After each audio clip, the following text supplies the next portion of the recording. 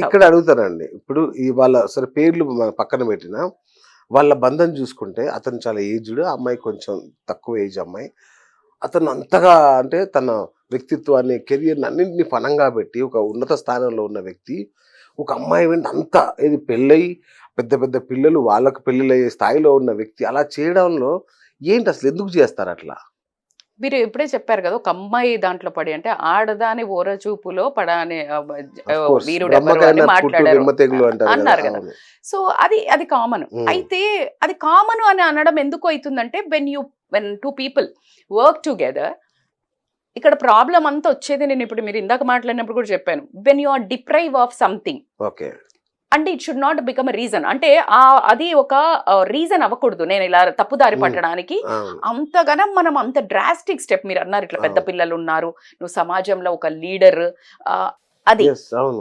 Common people చేసిన దానికి, leader చేసిన దానికి. మీరు నమ్మండి ఎన్టీ రామగారు పెద్ద మహానుభావులు, లెజెండ్. అవును. ఆయనకు ముందు ఎంతమందండి పాతకాలంలో ఒక నార్మల్ ప్రతి ఊర్లలో పటేల్లో, గిటేల్లో ఇట్లా అందరూ ఉంటారు. ఇంకా ఏ దొరలో, బిరలో ఎవరు ప్రతి ఒక్కళ్ళకి ఇట్లా ఉండేటివి అనేది కామనైజ్ చేశారు మన ప్యాట్రియార్కీలో.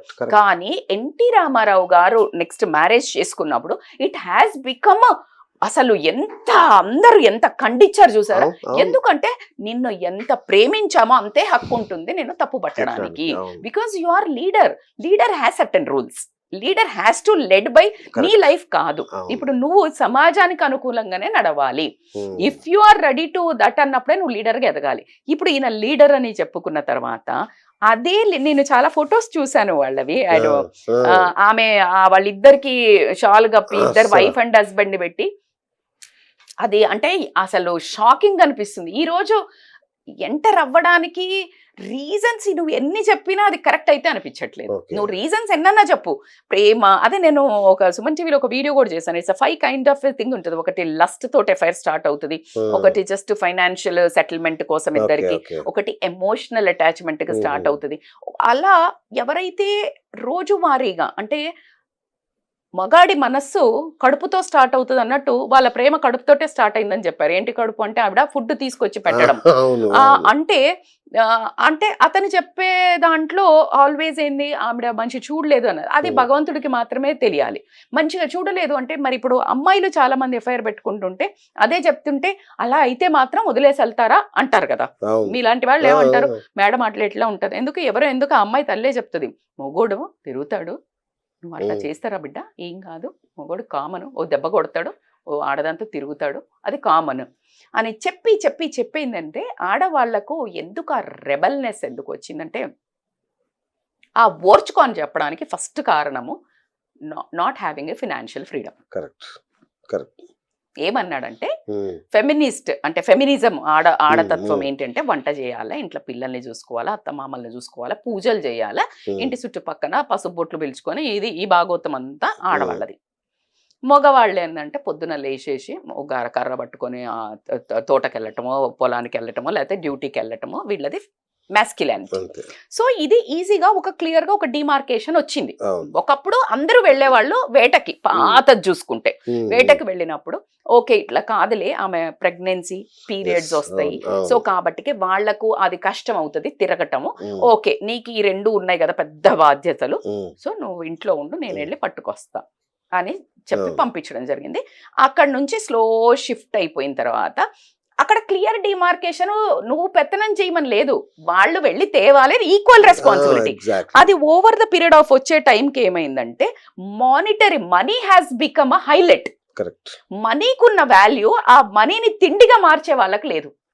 ఎలా అయితే రైతు అన్నం పండించే అతనికి ఉన్న వాల్యూ దళారీకి ఉన్న వాల్యూ అన్నం పండించేవాడికి ఉందా?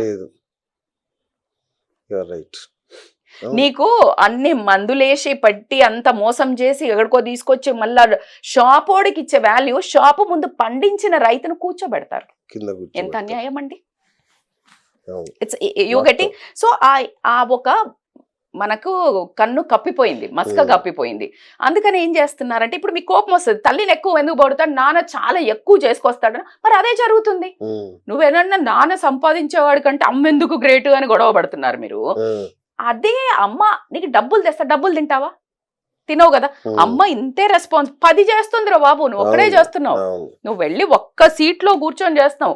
అమ్మ చేసేవి, నేను ఫెమినిస్ట్ కాదు, నేను అమ్మని చెప్పట్లేదు. నువ్వు వాల్యూ ఇచ్చినట్టయితే, రెస్పెక్ట్ ఇచ్చినట్టయితే, నువ్వు వాలిడేషన్ ఆమె గోడు గోదారమ్మ అత్త కొట్టుకుంది విన్నట్టయితే ఒక చెవు పడేసి, ఆమె ఈ రోజు ఆ రచ్చకెక్కేది కాదు. నేను ఉద్యోగం చేస్తాను తొడగొట్టి రోడ్డు మీదకి వచ్చేదే కాదు.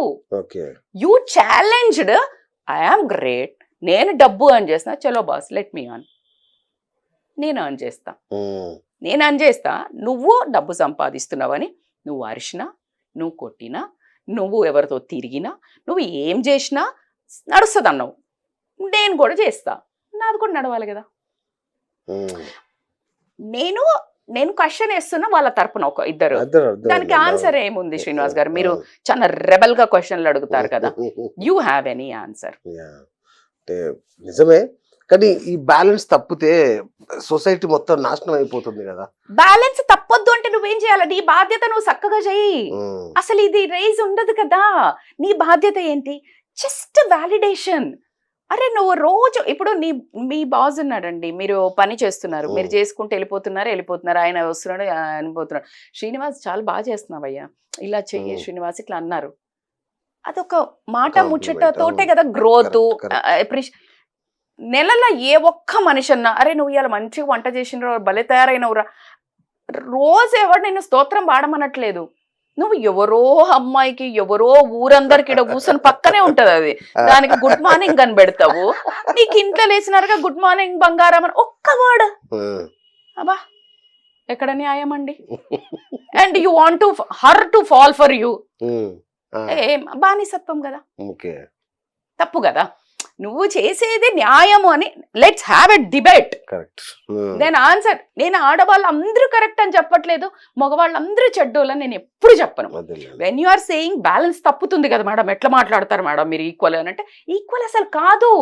She is way far more higher than everybody. స్త్రీ తత్వం అది. నేను లేడీస్ గురించి మాట్లాడలేదు, స్త్రీ తత్వం గురించి చెప్తున్నా. ఏం టాలరెన్స్ అండి, ఏం పేషెన్స్ అండి. మరి అందరు ఉన్నారా మేడం అంటే, లేని వాళ్ళ గురించి నేను అసలు మాట్లాడలేదు. జనరల్ గా ఫెమినైజ్ క్వాలిటీ అది. అంటే నిజంగా అండి, అంటే నేను మామూలు కూడా నేను ఒప్పుకుంటాను, స్త్రీ అత్యంత శక్తివంతురాలు, అంటే మామూలు శక్తి కాదు. అందుకే దాచిపెట్టారేమో, తగ్గించి పెట్టారేమో. ఎగ్జాక్ట్లీ. ఎందుకంటే మీరు అన్నారు కదా, ఒక్క ఓర చూపు చాలు మొత్తం నాశనం. అయ్యో ఎన్ని పుట్టాయండి రామాయణం దగ్గర నుంచి మహాభారతం నుంచి నువ్వు తీసుకున్న ఎక్కడైనా ఆడామెతోటే జంగ్ చేడిది అన్నట్టు అది మొదలైందే. ఆడ ఎక్కడ లేకుండా లేదు. అలాంటిది ఇప్పుడు అంత మరి నీ ఒక వస్తువుని, అంత వాల్యుబుల్ వస్తువుని నువ్వు కానకుండుంటే ఎవడో ఒక దొంగ పట్టకపోడా, ఇది కూడా పాయింట్. తాళం వేసి నువ్వు జాగ్రత్తగా ఒక లాకరు, ఒక కథ, బంగారానికి ఇచ్చినంత విలువ, డబ్బుకి ఇచ్చినంత విలువ నువ్వు ఆ మనిషికి ఇచ్చినట్టయితే ఎక్కడికి పోదండి. ఆడవాళ్ళకి కావాల్సిన 2-3 సింపుల్ గా మీరన్నట్టు కోట్లు. ఇప్పుడు మరి అలా అంటే కోట్లు ఉన్నోళ్ళు, బెంజులు ఉన్నోళ్ళు కూడా ఎందుకు డిసప్పాయింటెడ్ ఉన్నారు, నిరాశ నిస్పృహలతో ఉన్నారు, వేరే వైపు వెళ్తున్నారండి. ఎందుకు వెళ్తున్నారు? డబ్బు కోసం వెళ్తున్నారు. ఒక స్త్రీ ఒక అడుగు ఒక క్యారెక్టర్ సంపుకొని ముందుకు వేసిందంటే 80%, ఐ డోంట్ నో, ఇదివరకు అయితే నేను ఒక 99% అని కూడా చెప్పేదాన్ని. మరి ఇప్పుడున్న కాలం మారిందని మీరు అంటోళ్ళు చాలా గట్టిగా మాట్లాడుతున్నారు. కాలం మారలేదండి, కాలం ఎప్పుడు మారదు. కాలం మనుషులు మారుతున్నారు. కాలం ఎక్కడ మారిందండి? మనుషులు మారుతున్నారు, మనుషుల వే ఆఫ్ థింకింగ్ మారుతుంది. ఈజ్, కంఫర్ట్, దిల్ మాంగే more, what next, this is all a concept, marketing strategy. Why should all boys have fun? ఇట్లా అది రియల్ గా వర్డ్ అయితే నాకు ఎంత పెయిన్ఫుల్ ఇస్తుంది అంటే, గర్ల్స్ మాట్లాడితే చాలా బాధేస్తుంది. ఆ అమ్మాయిలు కూడా నేను చాలా గొప్పడతాను. నువ్వు fight for with self respect, not for this. ఆయన తాగుతుండే నేను తాగుతా, ఆయన తిరుగుతుండే, అది చెత్త. నేను ఇంతకుముందు ఎప్పుడో బెంగళూరులో చూసాను, ఇప్పుడు హైదరాబాద్ వైన్ షాపులలో వాళ్ళే కదా నా లైన్ లో నిలబడితే వాళ్ళ ముందు వైన్ షాపుల్లో కూడా అంతే. మరి అలా రెచ్చగొట్టారు మీరు. మాది కూడా మా తప్పేనా? అంటే మీ తప్పు అంటే దట్స్ హౌ ప్యాట్రియార్కీ అదే అండి, నేను ఎందుకు చేయకూడదని ఈ ప్రశ్న. అలాంటివి అనవసరం అండి. అమ్మాయిలు this is like you should prove. ఎక్కడ నువ్వు అన్ని రంగాలలో ముందుకెళ్తున్నావు, అన్ని రంగాలలో సాధిస్తున్నావు, నీ సెల్ఫ్ కాన్ఫిడెన్స్ తోటి నీ కళ్ళల్లోకి చూసి నీ భర్త నేను ఏదైనా గజగజ వనకాలి. ఎందుకంటే నీ క్యారెక్టర్, నువ్వు చేసే పని, నువ్వు చేసే దాంతో గజ్జుమని లైక్ వినాలి. విత్ నాలాగా. ఐజ్. నాలాగా నేను అలాగే అది మీ భయపడతాను. దగ్గర మాట్లాడాను నేను. మీ వైఫ్ నెంబర్ ఇస్తే then I will try to talk to her and then confirm. చాలా కంప్లైంట్స్ ఉన్నాయి అసలు తన మీద నాకు చెప్తాను అమ్మ బాబోయ్, చూడండి ఇంత ధైర్యంగా కెమెరా ముందు అయిపోయారు అదే. PS గారు. అంటే నా కష్టం ఇప్పుడు అందరిలో నేను ఒకరిని కదండి, అంతే, నాకు ఆ ప్రాబ్లం నేను అందుకే చెప్తున్నా కదా, um. Ladies any time fight for your right, don't fall for the trap. మొగోడు చేసేవన్నీ చెయ్యాలనేది వాళ్ళే తప్పు అన్నప్పుడు ఎగ్జాక్ట్లీ మనం ఎట్లా చేస్తాం? కదా, అది wrong. అది నేను never I agree few things. మందు తాగి వాళ్ళు అది గలీజ్ అని చెప్తున్నాం కదా, హెల్త్ హానికరం అని చెప్తున్నాం కదా. అప్పుడు ఎన్టీఆర్ గారు ఉన్నప్పుడు ఎన్ని ఉద్యమాలు జరిగినాయి మందు బంద్ చేయించాలని కదా, ఆడవాళ్ళు చేశారు. మందు తాగితే నీకు వచ్చిన అక్కడ ఈక్వాలిటీ ఎక్కడ వచ్చింది?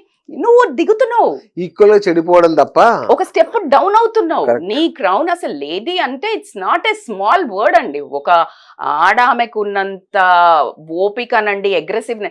ఎన్ని యుద్ధాలు జరిగినప్పుడు విష్ణు బ్రహ్మ మహేశ్వరులు పోయి అమ్మవారిని ప్రార్థిస్తే ఆ మూడిటిని పవర్ని తీసుకొని ఆవిడ ఆ ముగ్గురిని ఆ పవర్స్ ని లోపల పెట్టుకొని కాళికాదేవయ్యి అంతం చేసిన రోజులు. అంటే ఆ ముగ్గురిని హ్యాండిల్ చేయగలిగే ఒక తత్వము, ఆ ముగ్గురికి ఒక జన్మనిచ్చింది Adishakti. So it's not only to say ఇంత పవర్ఫుల్ డైలాగ్స్ కాదు, ఇట్స్ ట్రూత్. కరెక్ట్. ఏంటంటే ఒక్కొక్కళ్ళు, నేను నా దగ్గరకు వచ్చే కౌన్సిలింగ్లలో యూ డోంట్ బిలీవ్, 15 ఏళ్ళు 20 ఏళ్ల నుంచి వేరే వాళ్ళతో ఎఫ్ఐఆర్ పెట్టుకుంటే జస్ట్ పిల్లల కోసం కన్నీళ్లు మింగుతూ ఆత్మగౌరవాన్ని సంపుకొని ఆ మగాడితో ఉండడం అనేది నేను టాలరేట్ చేయలేం కదా, టాలరేట్ చేయలేం. అందులో కొంతమంది స్లీప్ డివోర్స్ అని దూరం పడుకోండి అంటే ఇప్పుడు కొంచెం ఆత్మాభిమానం వచ్చింది అంటే ఒక నోరు చల్ నువ్వు నన్ను పడుకో అన్నావు అంటే నేను వెళ్ళిపోతాను కానీ అమ్మని అమ్మ ఎందుకు వచ్చిన గొడవ, ఇజ్జత్ పోతుంది నా రోడ్డు మీద, సరేలే ఉన్నావు కదా అని చెప్పేసి కలాపాలు ఆయన చేసుకుంటాడు. ఈమె ఇక సావని అని చెప్పి పిల్లల కోసం డిప్రైవేషన్ లో బతుకుతుంటది. ఇంకొక రకం ఎలా ఉంటారు అని అంటే, నువ్వు చేసినావు కదా ఎమోషనలీ షీఈస్ డిప్రైవ్డ్, ఎవరో ఈ గ్యాప్ గమనించి రాయిస్తుంటాడు. ఎందుకంటే ఎమోషనల్లీ వీక్ ఉంది. Emotion not only physical, see men need physical, women need emotional support. So అక్కడ బయట ఎందుకు లేడీస్ కూడా పోతున్నారు అని అంటే నువ్వు కల్పిస్తున్నావు. అలా కాకుండా ఒక 15-20 ఏళ్ల నుంచి నువ్వు తిరుగుతూ మళ్ళీ వచ్చి నువ్వు ఫిజికల్ గా భార్యతోటి ఉండకపోతే నువ్వు గొడవ పెట్టుకున్నావు అంటే ఏంటండి ఇది? మీరు దీన్ని అంగీకరిస్తారా? మానసికంగా ఒక మనిషిని చంపడమే కదా. నీకు ప్రాస్టిట్యూట్ కి ఏం తేడా ఉంది? If you are going with somebody, go saw. మళ్ళీ ఇదేం జబర్దస్త్? నీకు ఇప్పుడు బానిసత్వమే కదా. ఆ రాజులో వాళ్ళలో వీళ్ళు జమీందారులో ఇట్లా అందరినీ చేసిండ్రు అంటే భర్త ఇప్పుడు అదే పోస్ట్ లో ఉన్నాడు. ఉన్నాక భర్త మీద గౌరవం ఎందుకు ఉంటుంది? ఉంటుందా? ఇలాంటివన్నీ ఎన్నో ఇళ్లల్లో మీరు చూపించలేనివి, చూపించకూడనివి, చూడలేనివి నరకాలు ఉన్నాయండి. అది మనము కెమెరా పెడితే ప్రతి ఇంట్లో ఒక బిగ్ బాస్ కెమెరా పెట్టినట్టయితే గుండె చచ్చిపోతారు. అర్థమైందా? బిగ్ బాస్ షాకింగ్ గా సర్ప్రైజింగ్లీ అంత ఫేమస్ ఎందుకు అవుతుందంటే మనకున్న కుతూహలం చూడండి. ఎవడు కొట్టుకుంటున్నాడా, ఎవడింట్లో ఎవడెవడితో ఎఫ్ఐఆర్ పెట్టి ఏంటది ఆ పిచ్చి మనస్తత్వాన్ని ఎంకరేజ్ చేసుకోవటం వల్ల మనకు మసాలా మసాలా మసాలా అలవాటైంది. మసాలా న్యూస్, మసాలాది ఎంత థింకింగ్ ఎంత అంటే ఎంత హానికరం అంటే, మనం ఎక్కువ మసాలా తింటే మన ఫిజికల్ బాడీ ఎట్లా చెడిపోతుందో అది కూడా అంతే mentally you will. And we keep on watching ఈ పాన్ షోస్, నెట్ఫ్లిక్స్ ఒకటి ఓటీటీ హైజాక్ చేసేయడం వల్ల అసలు ఏం చూడాలా ఏం చూడొద్దు అనేది కంటెంట్ కి ఒక చిన్న ఫిల్టర్ కూడా లేదు.